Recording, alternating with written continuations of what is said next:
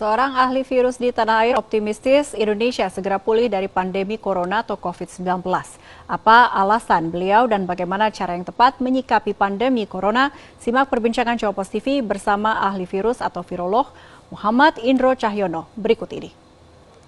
Banyak pihak yang panik menghadapi pandemi COVID-19 di Indonesia. Banyak juga yang salah kaprah dalam langkah penanganan maupun pencegahannya. Saya akan berbincang bersama dengan seorang virolog, Dr. Muhammad Indro Cahyono. Apa kabar, dokter? Baik, sehat? Terima kasih. Alhamdulillah sehat. Oke, terima kasih buat waktunya berbincang bersama dengan Jawa TV. Ya. Dokter, saya ingin dokter membantu saya menjelaskan kepada masyarakat di luar sana yang panik dan juga resah akhir-akhir ini. Sebenarnya sifat-sifat dari virus corona ini seperti apa sih yang perlu diketahui masyarakat? Oke, mungkin ini akan sama seperti penjelasan yang sebelum-sebelumnya bahwa COVID-19 ini adalah coronavirus. Dan coronavirus ini sudah ada sejak zaman dahulu. Sejak 200 sebelum Masehi sudah ada. Dan ada jenisnya, ada banyak sekali. COVID-19 hanya salah satu diantaranya. Dan virus ini sendiri terdiri dari selubung protein. Kemudian ada juga lapisan glikoprotein di spike permukaannya, dan karena dia terdiri dari protein, maka akan hancur dengan semua pelarut lemak. Mau pakai sabun mati, hancur. Mau pakai untuk alat untuk membersih lantai mati, untuk sunlight cuci piring mati, dengan mutih pakaian bisa hancur juga. Kemudian mau pakai desinfektan apalagi hancur. Virus ini sangat-sangat rentan terhadap banyak pelarut lemak. Nah, kelebihannya adalah virus ini gampang nyebar. Karena di ujung, rahasianya adalah di ujung dari protein S, spike-nya itu ada daerah namanya RBD, Receptor Binding Domain, dan itu akan sangat mudah menempel ke reseptor yang ada di saluran pernafasan dan juga di beberapa organ dalam manusia lainnya. Oke, jadi untuk diri kita yang masih sehat ini harus dilakukan apa agar tidak tertular, atau gimana ketika tertular nantinya? Oke, sebelum kalau kita mau bicara tentang diri kita, apa yang harus kita lakukan? Maka kita harus tahu dulu bahwa virus ada di dua tempat. Satu di dalam tubuh, dua di luar tubuh. Nah, kita akan sedikit bermain mengenai analisa risiko di sini. Semakin banyak virus, semakin besar kemungkinan kita tertular. Semakin sedikit virus, semakin kecil kemungkinan kita tertular. Jumlah virus paling kecil saat ini ada di lingkungan luar. Pada saat ada matahari, pada saat ada panas, pada saat ada sinar ultraviolet. Sehingga virus ini tidak akan bisa tahan dalam lingkungan yang terang, yang ada sinar matahari, kemudian yang panas, ya kan? Dan kemudian yang kering. Dia sangat sensitif terhadap kekeringan. Sehingga jika di luar mungkin hanya akan bertahan sekitar 2-3 menit virus itu.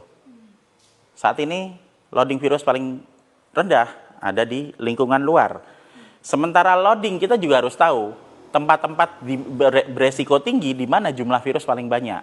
Di ruangan tertutup, di ruangan yang sirkulasinya berputar-putar di situ. Kemudian yang lainnya lagi ada di tempat sama seperti petunjuk yang ada di WHO, panduan yang ada di panduan yang ada di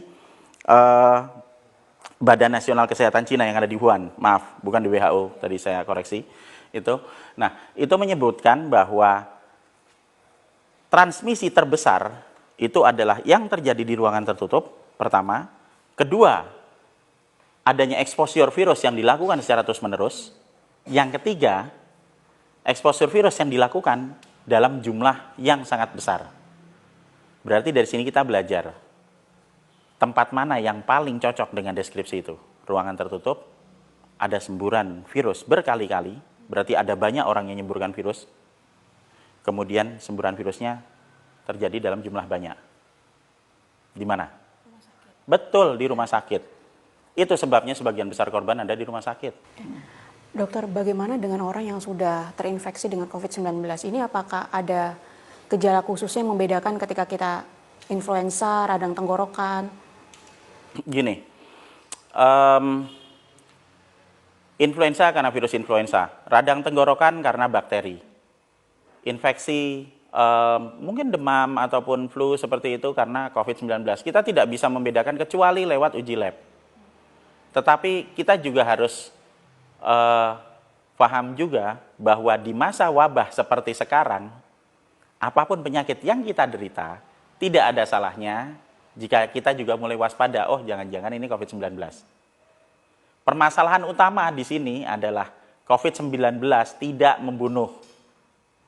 Itu yang jadi. Karena semua kehebohan ini sumbernya adalah karena kita terlalu takut bahwa COVID-19 akan bunuh kita.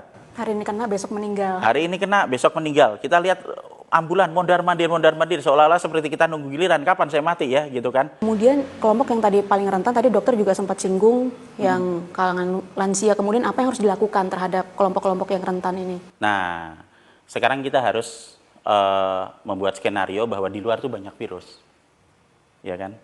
Nah, kalau kita ada manusia, misalnya kita punya saudara gitu yang ada di dalam kelompok yang rentan atau kelompok resiko tinggi, lah kalau kita tahu di luar ada bahaya ya sebaiknya ya jangan keluar, ya nunggu sampai wabahnya selesai, oke? Nah terus kalau misalnya nanti ada kemungkinan virusnya masuk sampai ke dalam, ya rumahnya sering dibersihin. Karena semakin sering kita membersihkan rumah, semakin sering kita menjaga kebersihan, dong virusnya mati pakai pelarut lemak, ya kan? Terus orang tua yang ada di dalam kelompok rentan tadi gimana? Ya kita naikkan sistem imunnya pakai vitamin E sama vitamin C tiap hari. Nah kalau misalnya mereka nggak mau misalnya buat minum obat gitu kan, ya dikasih buah-buahan. Udah itu aja. Nah nanti kita juga harus tahu pada saat jika kita sudah melakukan semua pencegahan itu dan ternyata tetap saja ada penyakit yang bisa masuk, nah begitu mereka sudah mulai merasa sakit, sudah mulai merasa demam, nah itu bisa dihubungi dokter atau ke rumah sakit. Tapi saran saya sebaiknya dihubungi dokter dulu supaya bisa ditangani kan. Karena kita tahu jika mereka sudah terkena dan jika kita masih bisa merawat di dalam rumah, itu resikonya akan lebih sedikit karena paparan virusnya tidak lebih banyak daripada di rumah sakit. Tapi jika harus mendapatkan pertolongan dan pelayanan medis lebih lanjut, harus dibawa ke sana. Prediksi dokter kapan wabah ini akan berakhir di Indonesia atau sudah mencapai puncaknya belum ini? Nah, kalau saya bukan tukang ramal ya, mungkin itu harus sama Mbak Ningsih nanti tanyanya kayak gitu. Jadi, tapi kalau saya melihat virus ini sebenarnya tidak terlalu tahan lama. Gerakan massal membersihkan, melakukan pola hidup bersih, gerakan massal kita minum vitamin, kemudian nanti kita cuci tangan secara massal itu akan sangat mengurangi paparan virus yang ada. Dan kalau kita melakukan ini bersama-sama, mungkin sebenarnya dalam waktu beberapa minggu saja, 2 atau 3 minggu kita bisa selesai. Permasalahan virus ini simpel kok. Yang tidak simpel ini permasalahan gorengan virusnya.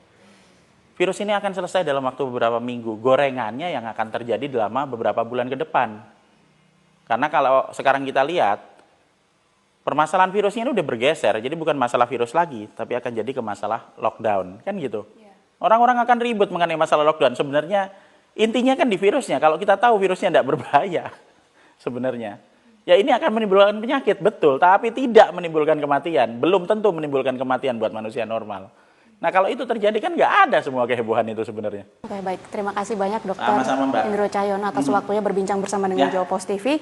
Dan tadi Dokter Indro Cahyono juga sudah meluruskan berbagai hal yang salah kaprah selama ini yang muncul di tengah masyarakat sehingga tidak perlu timbul kepanikan, tidak perlu menjadi resah dan pandemi pasti akan segera berlalu dari Indonesia.